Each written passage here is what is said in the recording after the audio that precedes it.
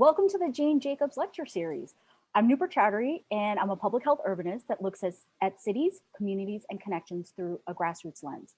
I'm also a board member of the Center for the Living City, an organization that was launched by a group of activists, practitioners, and academics in 2005.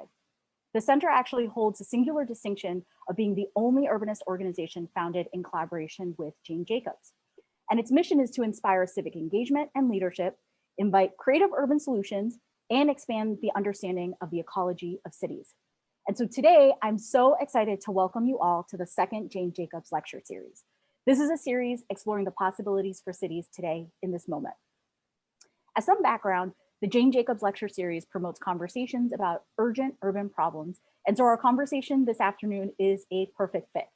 Today, we're going to talk about the role of main streets. And today, I really do think that we have the experts here in this Zoom room.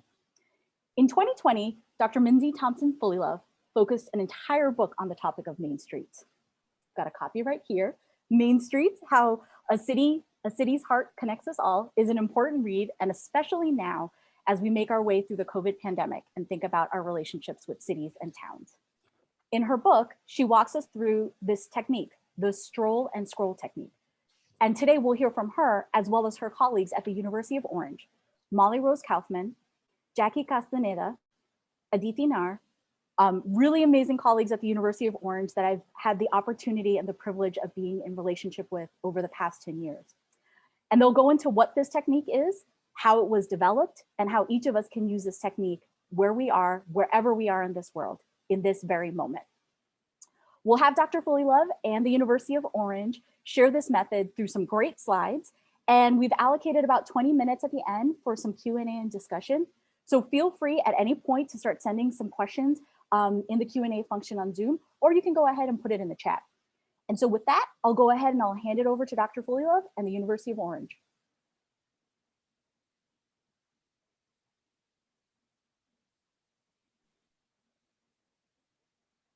Mindy, I think you're muted. Yes, I just said that, but you couldn't hear me say I'm muted. And I want to say that something very strange is happening with my computers and my files have disappeared. And there's an administrator far away working on my computer. This is a tad distracting. So you may hear noises from this person who's finding my files. Anyway, what we want to do today is start off by introducing you to the Stroll and Scroll method. And our plan is to read, I'm going to read this section from Main Street, which is called Method of Study. I used observational methods for this study. Starting in January 2008, I set out to visit main streets in 100 cities with a loose plan to have a friend go with me and have lunch. I posted semi-regularly in a blog, kept field notes, and took thousands of photographs. The method evolved over time. The first part of the study, which involved the first 50 cities, followed my initial proposition and resulted in the proposal of the box circle line model. The second part of the study, carried out with Jacob Eisenberg in 2012, was a detailed examination of the box circle line in Essex County. That and additional observations using my initial method took the project to about 75 cities. The third part of the study, launched in 2012 on the heels of the work with Jake, involved learning from Hirofumi Minami, an environmental psychologist from Japan, about the psychoanalysis of cities. His method involved what he called the Stroll and Scroll, which meant walking the city, then reflecting on what we had seen through the lens of a wide array of materials. David Chapin, an architect and professor of environmental psychology at the CUNY Graduate Center, was the third member of our team, bringing his encyclopedic knowledge of buildings in urban form to our voyages. To apply the psychoanalysis of cities to main streets, we decided to walk Broadway. And you can see in the map the schematic of Broadway and some of the things we saw, and our team, me, Hiro, and David. Broadway runs the length of Manhattan, which we learned is 13.4 miles. It was an Indian trail, and then when the colonists arrived, became the Boston Post Road. We planned 5 walks: Northern Tip, Southern Tip, Times Square, Upper West Side, and Dyckman Farmhouse. Hiro was only in New York City for a few months, so we had no choice but to start in winter if we were to get this done. On December 17th, we made our first Broadway foray, taking the train up to 231st Street in the Bronx. And the photo of the 3 of us that you see is at 231st Street, our first day of our first walk. so that we could walk down Broadway through Marble Hill, a bit of Manhattan that is north of Spuyten Duyvil. On New Year's Day, 2013, we met at the National Museum of the American Indian at the base of the Canyon of Heroes, where New York City holds its ticker tape parades. This made a natural arc for our walk, and we followed this route. It took us past the famous Wall Street Bull, past Zuccotti Park, site of the Occupy Wall Street encampment, past St. Paul's Chapel of Trinity Church, the oldest church in Manhattan, and behind it, the new World Trade Center, rising, so to speak, from the ashes, until we reached City Hall. We walked Times Square on January 17th. Times Square was turbocharged by throngs of people who filled the sidewalks. There was a flight of stairs by the tickets booth where one could buy half-price tickets for Broadway shows. People could climb the stairs and see themselves on a massive TV screen just across the street. This was really a car commercial, and the people were all in the car driving away at the end. For some reason, this little story made people wave wildly with great delight. Walking Broadway for our fourth foray on March 2nd, 2013, took us to the Upper West Side. We decided to rendezvous at Zabar's, which declares on its website, Zabar's is New York. New York is Zabar's. We walked north through the heart of the West Side neighborhood. Our fifth walk on March 5th, 2013, took us to Dyckman Farmhouse at 207th Street, a Dutch colonial farmhouse built around 1784. It sits on a small hill just above Broadway, surrounded by stone retaining walls topped by an iron fence. Following our visit there, we walked over to Dyckman Street and had lunch at Cachapas y Mas. So this was a lot of information. How are we to digest it? We had a scroll session in March after the 5 walks. Hero arrived with a pile of books, and he explained how we might take ideas and reflections from many sources and link them to what we had seen. He started with the simplest and most dramatic, Miroslav Sasak's children's book, This is New York. Hero opened the book to the page about Wall Street, which noted that a wall was built there against the Indians, in quotation marks. We reflected on the irony that the Museum of the American Indian is now behind the place where the wall used to be. We were able to bring newspaper articles, conversations, art, and other materials into the process of reflection and association. This was what created the scroll. While I understood the principle, I came to a deeper appreciation of scroll at a 2019 lecture on Japanese perspectives on landscape given by Dr. Ryuzo Ono.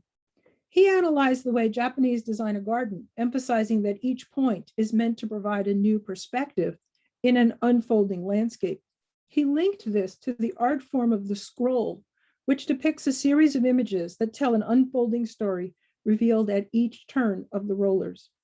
Oh, scroll, I thought, much surprised. When I shared my insight with Hero, he happily sent David and me explanations and examples of scrolls. He connected us to a 13th century scroll on Kyushu University's library's website. He explained that we should look at it from right to left. He was deciphering the hard to understand medieval writing, which told the story of a brave man who was pleading with the emperor to send troops to resist a Mongolian invasion. This has relevance for main streets, which, like Japanese gardens, are not taken in at a glance. One must walk the street, appreciating the contents as they unfold, but also adding to that one's own musings drawn from many sources. The Stroll and Scroll is necessarily iterative. As I visited more cities in the third part of the study, I added to the ideas I'd refined in the first 2 parts. I came to understand the tangle, and I realized how important it was to think about changes over time. I came to have more associations to each aspect of a new main street. And with that, I'd like to turn it over to my colleagues, Jackie and Aditi, who are not only wonderful colleagues, but designers and artists, and who undertook the work of illustrating this book.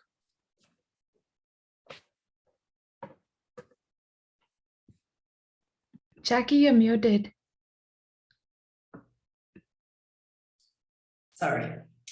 I said, thank you, Mindy, for passing us the word. Well, as Mindy mentioned,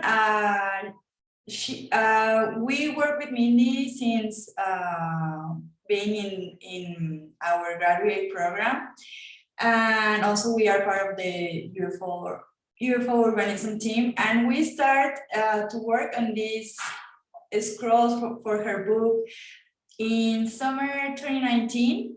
So it was a very beautiful summer. We could be on the streets, and so working with Mindy and trying to understand like the methodology was very insightful to see how walking could actually teach us about Main Street, but also about our cities. And we did several scrolls from her trips to the cities, and just to understanding exactly the path that she was taking, and like the picture that represents what she was seeing was like very interesting to understand the place from that perspective. So we did this beautiful scrolls, but it was a collective work, between Mindy's ideas and her material, and Aditi and myself working on maps, trying to understand the place, also was very insightful. So yeah. So from that, I'm going to pass it to my colleague Aditi. Thank you, Jackie. So it was a wonderful 6 to 7 months process of revising those scrolls. And then in 2020, 2021. I think 2020 was a blank for everyone. But 2021, we were workshopping ideas for the Jan term for University of Orange. And for our Jan term, we had a Stroll and Scroll workshop where at UFO, we practice restoration urbanism, and we are dedicated to the education for equitable cities. And walking is one of the practices that UFO follows. So we designed a workshop around it where we would educate people or discuss the Stroll and Scroll analysis to understand our main streets better. And what we did for it was break down the elements for the analysis. So we spoke about the box as a good of, Jackie, if you could go to slide 6 again. Yeah, the box as a good collection of main things, the circle as area surrounding the box that is interconnected and integrated with the main street, and the line, an interrupted public thoroughfare passing through the heart of downtown. And the next slide. Yeah, we also designed a score card. So what the score would do is give us a guide as we walk through the streets to understand the main streets spatially. So the Scorebook, I think we will link this in the chat as well, is a PDF or 2-pager where we had each element defined so that the walker could have a guidebook accompanying him on the walk. And the next slide. And this was a template where people would report back in the workshop, where we would. So this was to simplistically understand how do we design a scroll. We broke it to elements of having a picture, having a map, having a short description, and having the name of your main street and who the artist is.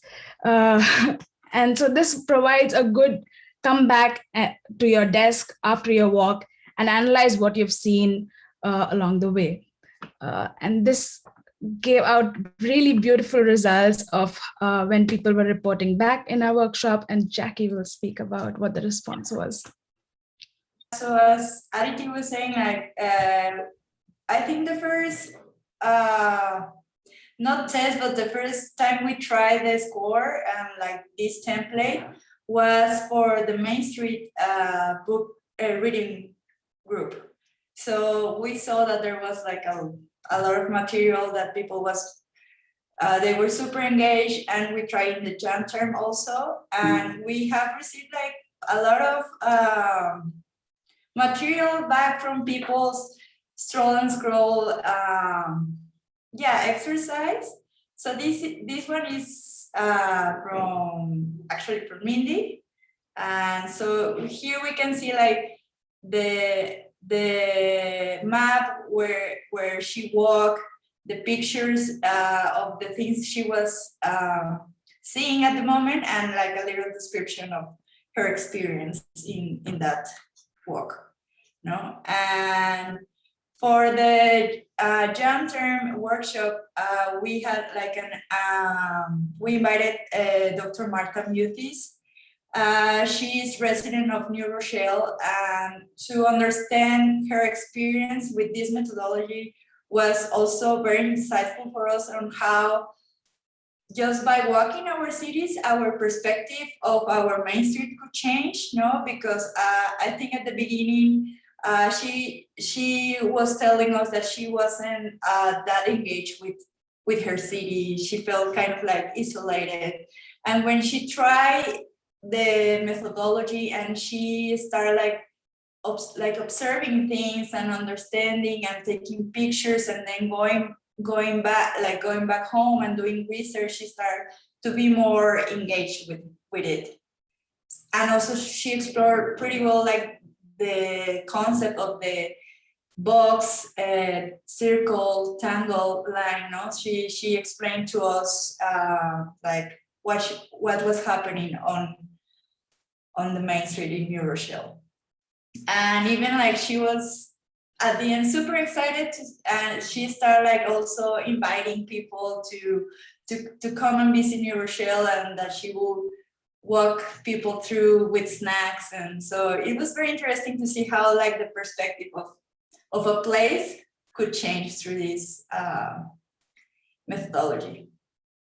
And this is Molly's scrolls that she will explain also. Thank you, Jackie and Aditi and Mindy, for your reading. So at the University of Orange, which is our free school of restoration urbanism based in Orange, New Jersey, we have a general rule of thumb, which is that we don't ask or invite other people to do things like through our workshops, or if we're invited to advise people about a planning process somewhere else. We don't try to make people do things that we don't also do ourselves.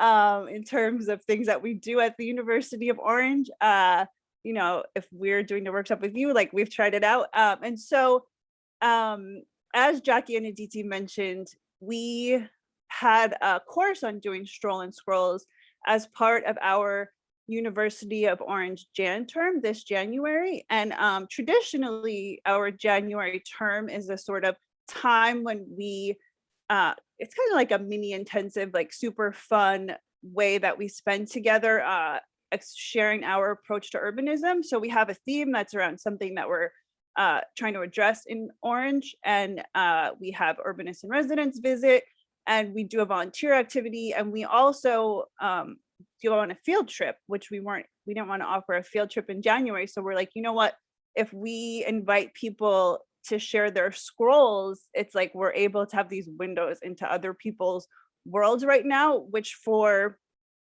urbanists who have been sheltering in place is like completely thrilling. So we were super excited to be able to have the Stroll and Scroll experience, which Jackie and Aditi hosted. And so I had to obviously be true to my word and do my own Stroll and Scroll, which was so exciting and interesting for me. I think we all know as urbanists here that we want to stay rigorous about how we're engaging with the places around us. And so the Stroll and Scroll is a really fantastic method for that. I moved March 1st of 2020. So, and I only moved, I'd been in the same apartment in the same neighborhood for about 12 years. And I only moved about 10 to 15 minutes walking away from my former apartment. But that meant that there were things in my new neighborhood that I assumed I would be getting to know that I hadn't really had the opportunity to get to know. For example, I never started commuting from my new train station that I thought was going to be like my new life. And while I tried to be very intentional about supporting local and independent businesses, and we talked a lot about U of O, about how to be ethical urbanists at this time, it also meant that I was sometimes going to the places I was more familiar with because I had been in my neighborhood for so long and it was 10 minutes away. So it was very post snowy day, and I was like, I've got to go do my scroll because I have to be a good student for Jacqueline and Aditi's class, and this is who we are at U of O. So I went in this little loop right around my neighborhood, and it was just like, I ended up calling my slide All the Things because I was so excited about all of the things that were just like within this short radius from right around my apartment. And it's Newark Avenue in Jersey City. And there is public housing, there is halal food and a pizza shop, Chinese takeout, a bodega, more than one, a laundromat, a Filipino bakery, a Filipino grocery that it's very, it's a little bit tucked away. So that actually I hadn't known was there. And I was like very excited to find that out. A pizzeria, a barbershop, a beauty parlor. There's a law office, physical therapy, a dentist, a print shop where you can print banners and order trophies, a sneaker store at the parking lot where my partner hung out after high school. His high school is right nearby. And then the next block over, there's a courthouse, bail bonds, photomat, pharmacy, realtor, a very big construction site, a butcher shop, a shoe store, a massage parlor, injury lawyer, bar, Mexican restaurant, West Indian restaurant, Chinese restaurant. Then once you got into our circle, there's a library, an Italian social hall, church, apartment buildings, single family homes, multi-family houses, a high school, a Catholic school.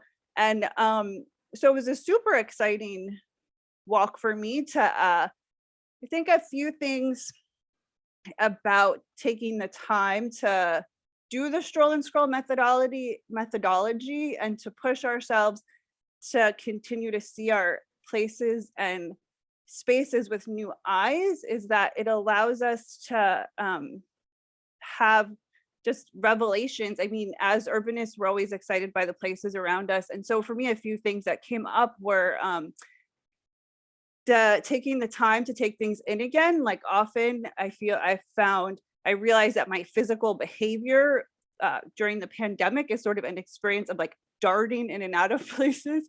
So actually being able to take things in and experience the city, and then really reflecting on what's there and what it means. So if you think about this list, our courthouse is an anchor institution in this area. And so there are all of these businesses that are adjacent to the courthouse.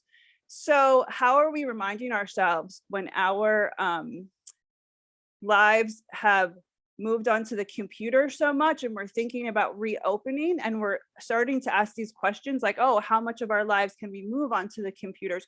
And what does that mean? So how do we consistently stay grounded in the fact that our anchor institutions live in place, and how are they supporting places, so that it's not just how do we get the things that we need, it's how are we existing in the flow of the place.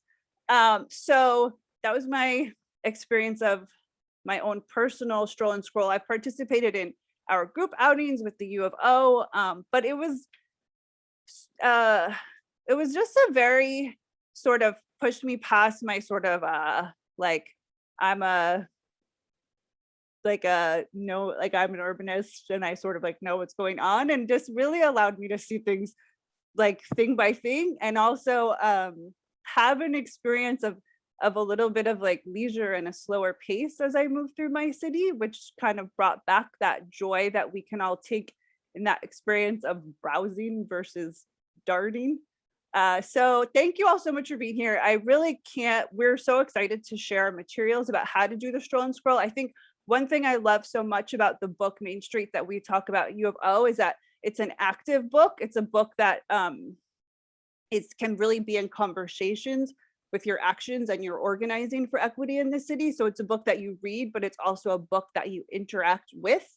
So I just can't encourage you enough to do Stroll and Scrolls and to, get on a Zoom and look at other people's scrolls, because it's actually thrilling. So now I'm going to turn it over to Mindy, and she's going to share some more of our collective findings from our U of O urbanism team that we've learned as we've had the joy of seeing each other's scrolls at this time. Thanks, Molly. I think your point that that these things were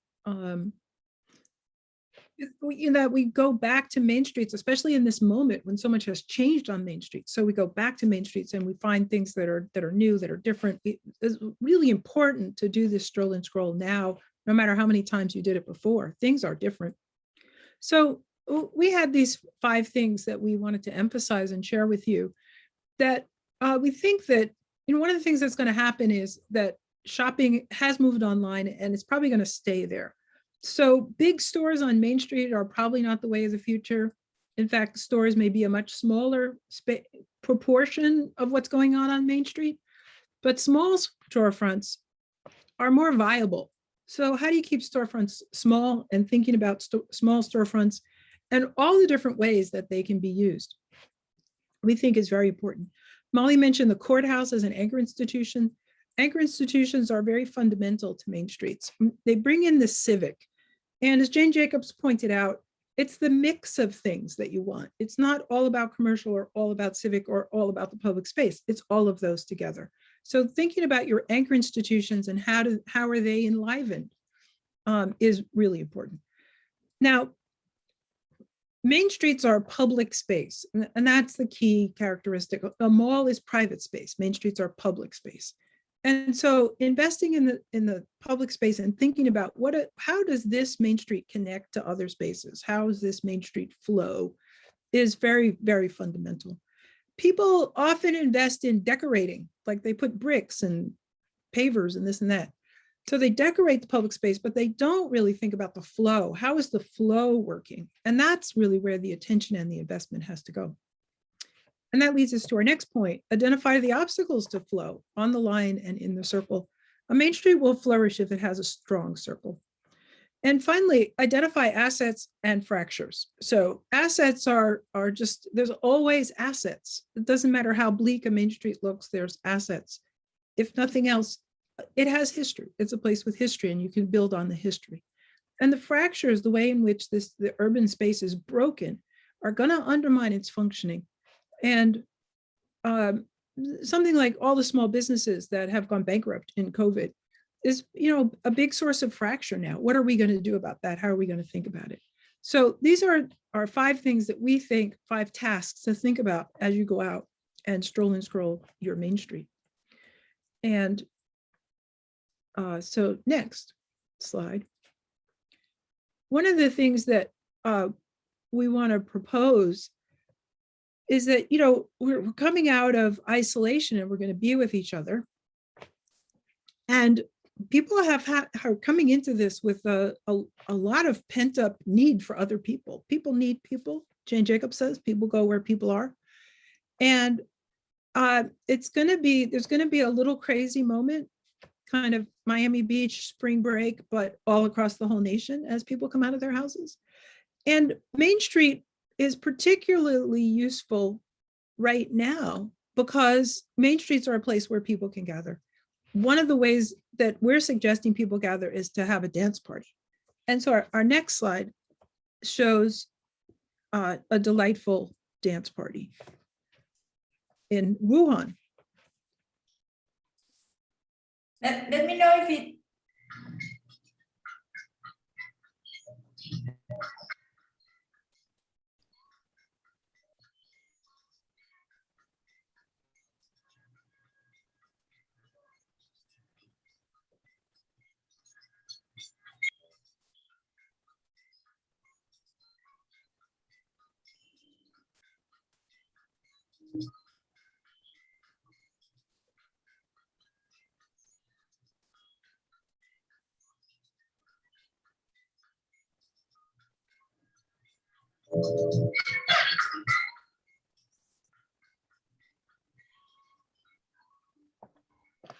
Yeah, that's the end.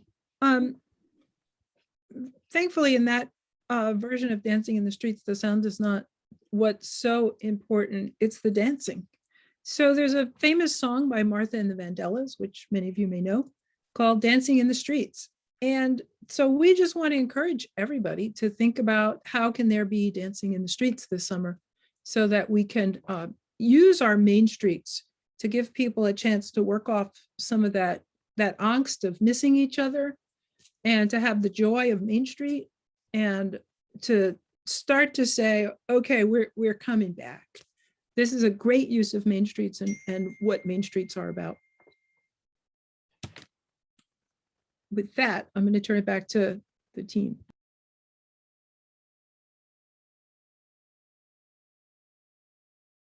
Let's get me off of There you mute. are. Great. I was accidentally on mute, but I kind of was rendered a little speechless here. As someone who has read the entirety of the book, who's been in relationship with University of Orange for over 10 years now, who know all of the panelists quite well, just really blown away by the fact that this is a specific technique and an approach to connect and be in relationship with a space in a new and different way in a moment that we really need, right? I'm actually, in conversation with so many people, which I think we all are in conversation with folks about this feeling of anxiety, right? Excitement of kind of this moment in which we are transitioning to a new and different moment, but a little bit of an anxiety in terms of being in these public spaces and being on and in these streets when, only a couple of months before that was considered quite dangerous because of everything that we've been going through with the pandemic. And what I was really struck by when you guys talked through both this method, how you manifested it in a couple of different events, and then also examples that folks actually did personally themselves, is that yes, there are the 5 tasks at the end, but this actually gives folks a task and an assignment to interact with in this moment that gives people a purpose to be out and about. And, I think it was something that I hadn't quite understood before, because I think when I read the book, I believe it was in the summer, fall. And so we were in a very different place. But now in this moment, to have this kind of assignment, if you will, right? To develop these scrolls in main streets and about main streets all over the world, it is a task that we all get to take on, that both help us, but also help each other in thinking about the networks and the webs between each of these main streets. And so it was just something that just came up as you all were sharing about this. Even though I know so much about the work, I was really impressed by that. So we've got about half an hour for question and answer and for discussion. One thing that there's some questions coming in, so I'm going to encourage folks who are in the audience, if you have other comments or questions, feel free to continue to use the Q&A function on Zoom. One thing that I do want to start off with is the origins of the technique and how it's utilized in other places. I was reflecting on the fact that this idea of the scroll really has its origins in Japan, and we have 2 panelists here who are deeply embedded in work in Mexico and in India. And so I'd love to have you all talk a little bit about the nature of the globalness of this technique, right? So the fact that it was originated in Japan, it was tried out and tested here in Orange, New Jersey, and then it actually can be utilized in all these different spaces, especially since the center has quite a bit of work going on in India. How do you guys manage that, and how do you guys think about that work as it expands beyond Orange? I can definitely take a chance at that. Yeah, I have thought about it as I was listening to Mindy going through these cities and helping us design these scrolls.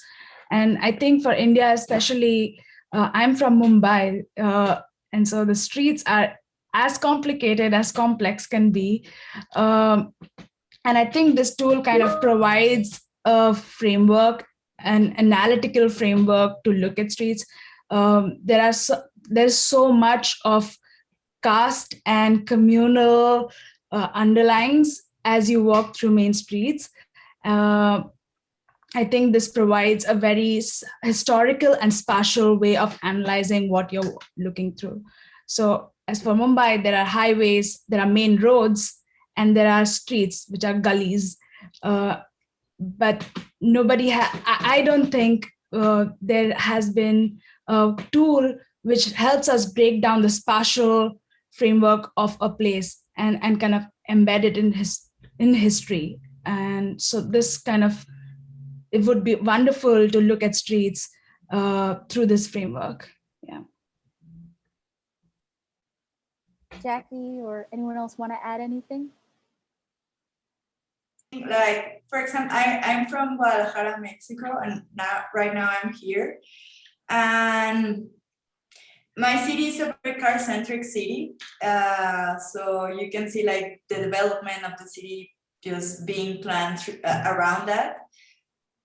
So just to take this methodology and to go to these principal avenues or Main Street here and to actually walk and see all the things that happen in one street that is like this big avenue full of cars, and to walk it through and see like these different elements, institutions, stores that are there is like, it's very interesting as a framework to do analysis of the space, no? And even with other lenses, not from the more technical lens, but it's more about the experience of the space and all the things that are happening there. So for me to take this methodology as a tool to analyze my city or other cities here in Mexico has been very, it's more sensible to the things that we could appreciate from this kind of urban spaces. Yeah. Most definitely. And I think one thing that I've always loved about the University of Orange and the work that together has been created over the past decade is the fact that you actually don't have to be a trained architect, designer, or planner to do this work.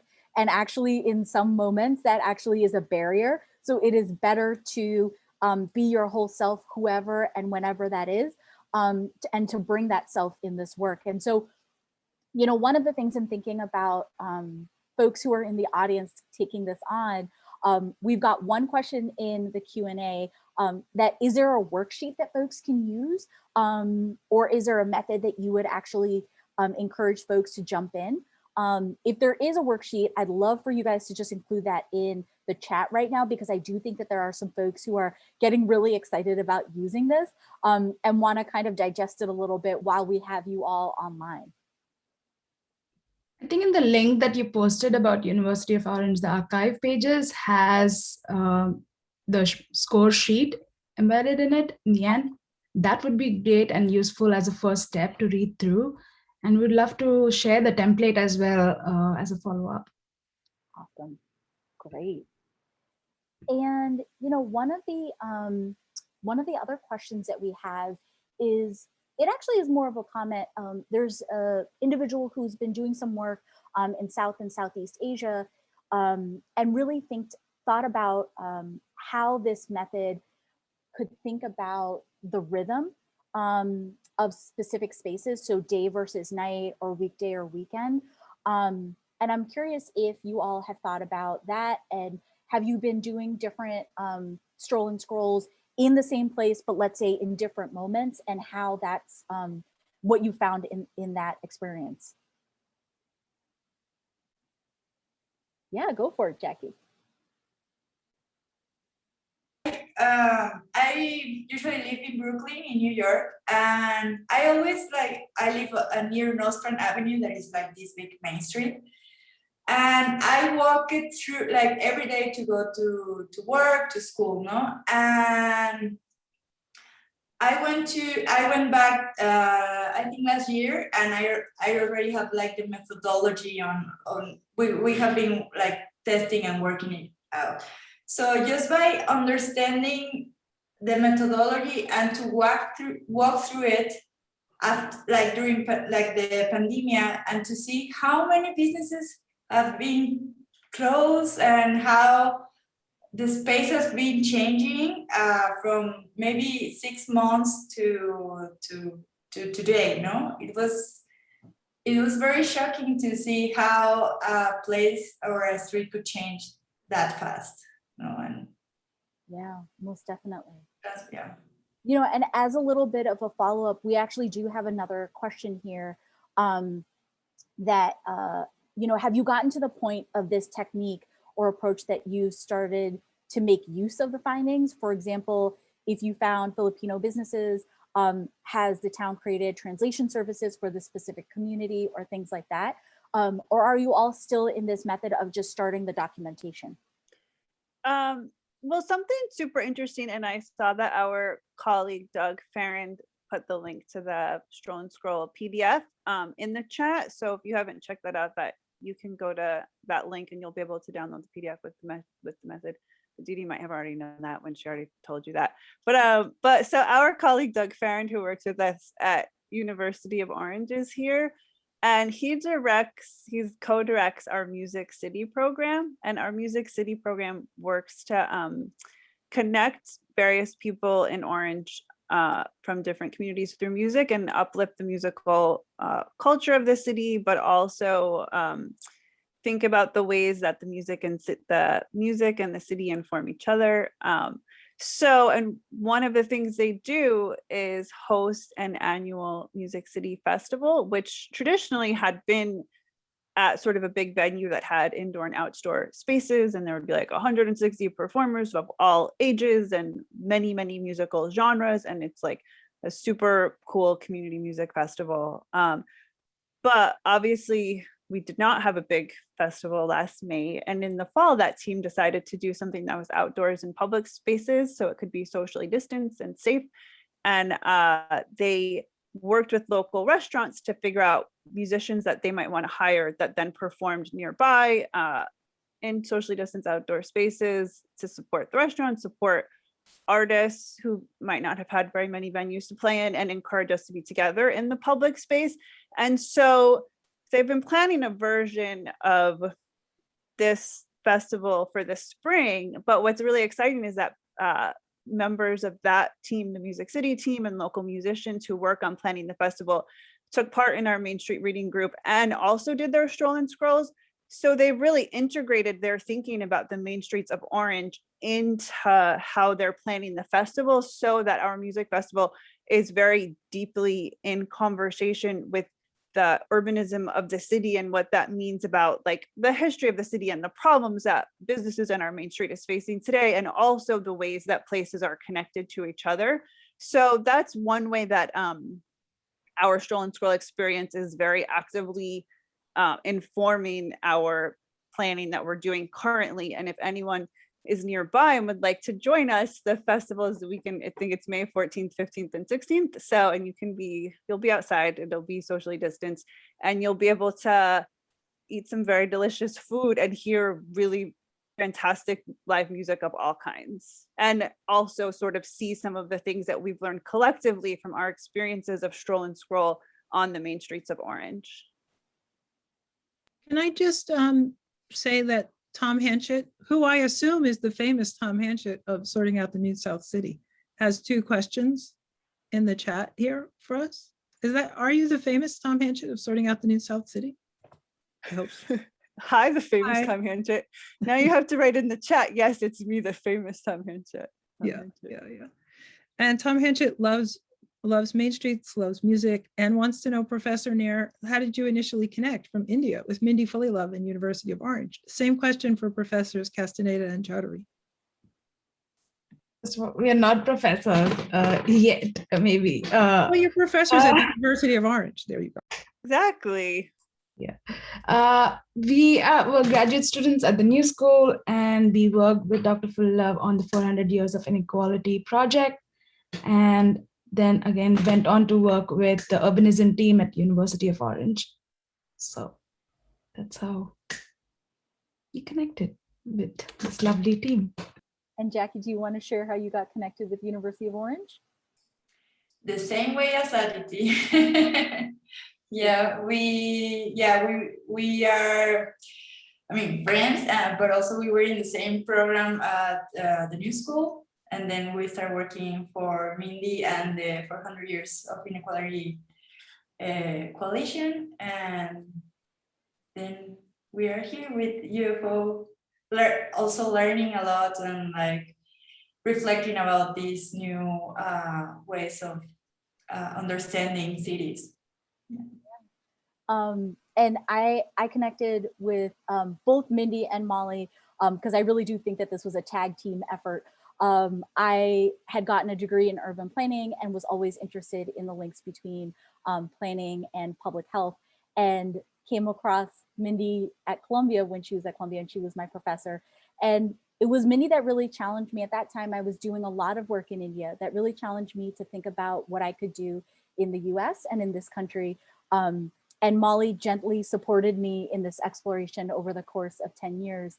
And it's been a wonderful experience to think about. And I think that this really speaks to both Mindy and Molly, as well as the University of Orange at large, of what does it mean to be a free university for the people? And what does it mean to really break down the silos of academia and titles, whether it's professor or doctor or things like that. I mean, to really have that, to live the values that the University of Orange has, that everyone has something to teach and everyone has something to learn. And so for me personally, I'm now on this journey of bringing back a lot of my experience and knowledge of working in India and kind of connecting it too between my work in the US and my work in India. And Mindy and Molly have been my biggest fans and my biggest support in all of that work. And so I hope for all of you that you all kind of think about University of Orange as this place that really accepts people as they are and understands that everyone has something to share in this, this understanding of this space and place around us. Yeah, most definitely. So I'm just taking a look at some of the other questions. And Molly, is there something that you wanted to share before Yeah, I noticed there was maybe one or two questions that were sort of about people taking action as the result of a walk. So I did mention that Music City example, which at some point I'm sure Doug could explain more in depth and more beautifully. But another something I was thinking about this morning, which is actually, so at University of Orange, as Aditi mentioned, walking is a really important part of our methodology, and it has always been a core practice. But something that we sometimes try to do is really share ways for people to maybe walk a little differently than your usual patterns and habits, because we just even just we just very much believe in that, like, so deeply, that anytime you go out and you're on the streets, you're gonna see something or meet someone when you're open to these experiences. It's never I've never had a walk around Orange that wasn't exciting in some way, you know. And like, for example, Maria graciously invited us to Scranton, and I can't wait to go walk around Scranton, you know, because there's so much. So a walk that we had created before we started sharing the Stroll and Scroll methodology was something called the 5 Senses Scavenger Hunt. And it was a way that we would encourage people to explore cities in groups in a way that engaged your 5 senses. And it's sort of our colleagues at the Design Studio for Social Intervention based in Boston, who are just like fantastic creative urbanists. Some have an expression around like making it strange or like making it weird. So just like a way of allowing you to walk through your city that like shakes you up a tiny bit, you know. But Nupur and I have these delightful colleagues in Niagara Falls, New York. And they're this really exciting group of organizers who are doing fantastic health and urbanism, place-based work.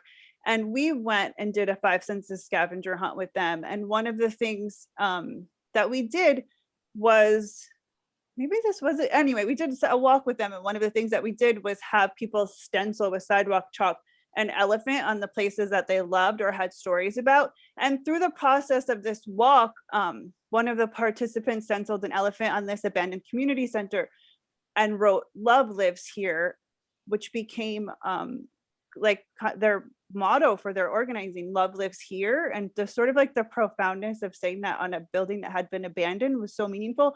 But also a woman came out of her house and was like, "What are you guys doing?" And she was kind of like, had a story about seeing people walk through her neighborhood in the past where it had felt very aggressive. And she was like, "Why are you walking through my neighborhood like for a class or for this? Like, I don't, you know, get out." But seeing somebody stencil an elephant, and this was another place, there was an empty field and someone stenciled an elephant next to it, and then had a story about a man who used to plant that whole field with vegetables and give away the vegetables to the neighborhood. But so anyway, seeing someone stencil that elephant brought her out of her house, and she wanted to get to know these people, and she became like an amazing organizer on their team. And they're doing all this work now to reopen that community center and like buy an old house, make it a youth center. And it was that walk, that just that simple walk, that had elephant stencil that created that connection. That was just a different kind of invitation. So I guess just the idea of consistently offering different and welcoming invitations. Yeah. And something I showing- was thinking about this morning. Yeah. No, definitely. And showing up in the same space in a different way, right? And what does that mean? No, it's so true. It's so true. You know, there was one piece that I did want to share. There was a question that we have here that says, I'm going to read this out for you all. I'm interested in the analogy between the act of stroll and the specific experience of scroll in East Asian paintings. My question is, what urban and architectural attributes of Main Street can intrigue the strolling experience that you alluded to?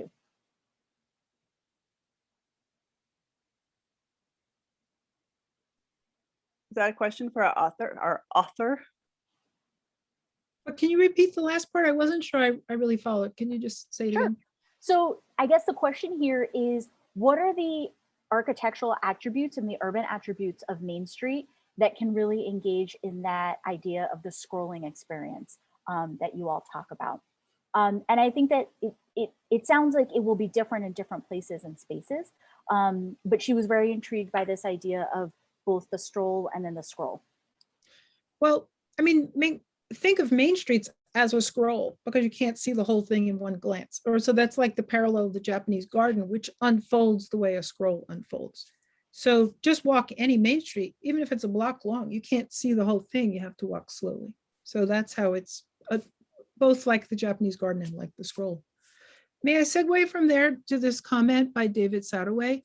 Sure. About the University of Orange. What a great model of a university and diversity, public, free, and open access. And I just want to thank you for that, because that we think that all education should be open, free, and for all ages. And one of the great things about the Stroll and Scroll is that all ages of people can go on a Stroll and Scroll and learn about their story and learn about their city, and both take the stroll and make a scroll. And it's great to see little kids draw what they saw. So we believe fundamentally in intergenerational, intercultural, every kind of thing, education. And so thank you, David. We really appreciate that. And I just want to give a plug for Tom Henchett's book, Sorting Out the New South City, which is the fundamental book on how American cities came to be what they are today, the historical process. I urge everyone to read it. And I took the concept of sorting out from my book, Urban Alchemy, Restoring Joy in America's Sorted Out City. So hats off to Tom Henchett, and that's why he's famous. He also asked a follow-up question of how do you stencil an elephant?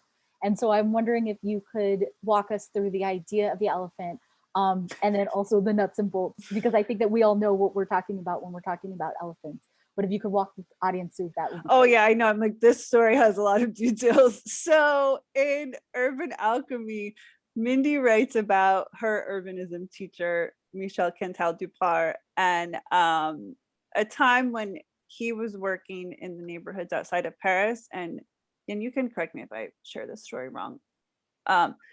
But they were identifying, as Mindy said, there's always assets. So they were identifying the assets in the neighborhoods, and they called them elephants and made a map of the elephants, and then discussed the ways that their task as urbanists was to think about connecting the elephants. So it's something that we've taken on at U of O, is saying, find the elephants and then think about how you connect your elephants. So luckily, our dear colleague and my co-director at U of O is very crafty artist. So we were, we just had this idea of this actually, we hadn't done a 5 senses walk, we did an elephant walk. And the idea was for people to identify what the elephants were in their neighborhood. And when we passed one, we had a cutout of an elephant and you could stencil it in that spot with sidewalk chalk, and they looked really cute. So I think there was another question in the chat about how could using Stroll and Scroll help Newark? And I just wanted to speak to that I think overall, what's useful about this method is that it can help us see just be seeing the same things about what's there in actual, like what's actually physically there. I think what's beautiful and amazing about our cities is that they live in our imagination and they live in our memories. but they also can become fixed sometimes in certain ways that aren't actually what's actually happening out on the streets. And it can sometimes be fixed in my mind in a way that's different from in your mind. And actually just spending time together and looking around at what's really going on is what's so helpful about that, I think. And Molly, we also want to talk about going to get pastrami in Newark. And how, you know, a street that looks kind of run down and not much there is some of the best pastrami in the world. Can you talk about that? Yeah, I think you said it, but if anyone wants to know what we're referring to, it's called Bragman's.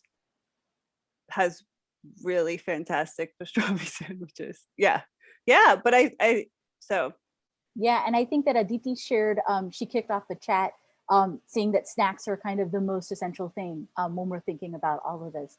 And I have many a time been taken on many different food tours and food strolls with you all to anchor our work in a specific type of lens and really understand how that can unfold in so many different ways.